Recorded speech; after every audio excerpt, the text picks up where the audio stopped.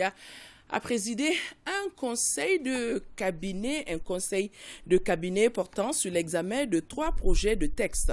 Le premier est un projet d'ordonnance régissant la profession d'architecte en République du Mali. Le deuxième, un projet de décret fixant les modalités d'application.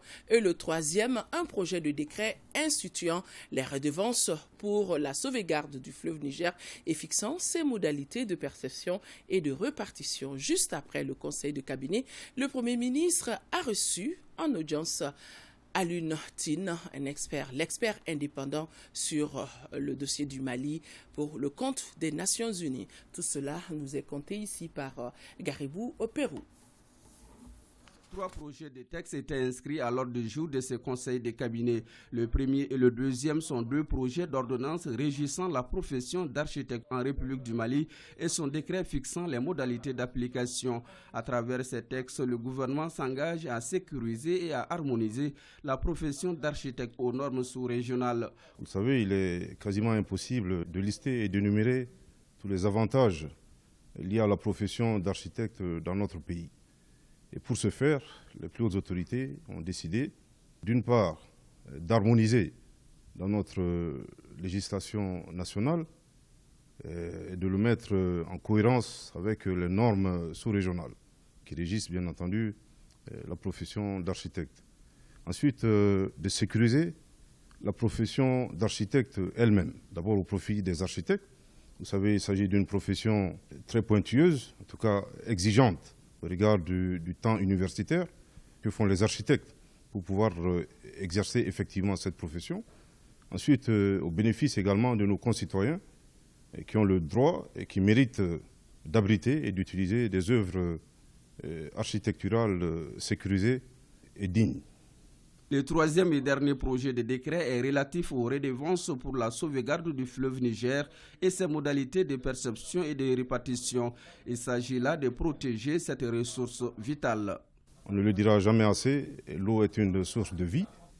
On ne peut pas rester inerte face à la dégradation du fleuve Niger que nous constatons malheureusement et de ses affluents.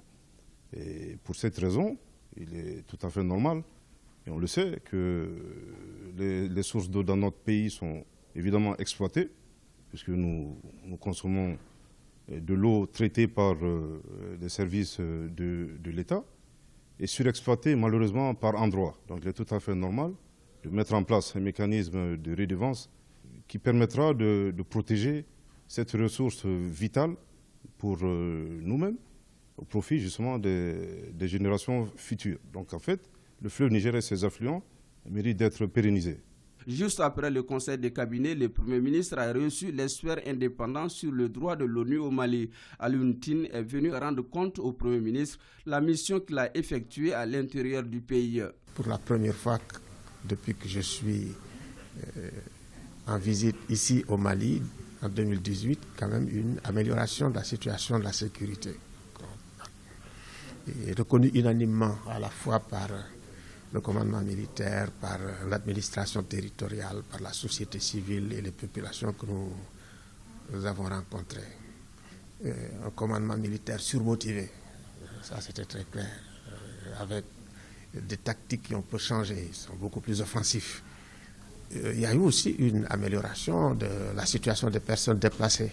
Donc ça a baissé, ça aussi, on a eu les statistiques. Et ensuite, il y a eu une amélioration aussi sensible de la situation des droits humains. Les violations et les atteintes aux droits de l'homme ont baissé. Mais également, nous avons émis des recommandations concernant l'ouverture de l'espace civique, parce que nous estimons aussi que les Maliens doivent être unis face aux défis qui existent à l'heure actuelle. L'expert indépendant sur le droit de l'ONU au Mali s'est dit satisfait des échanges qu'il a eus avec le Premier ministre, chef du gouvernement d'une part, et d'autre part du bon déroulement de la mission qu'il a effectuée à l'intérieur du pays.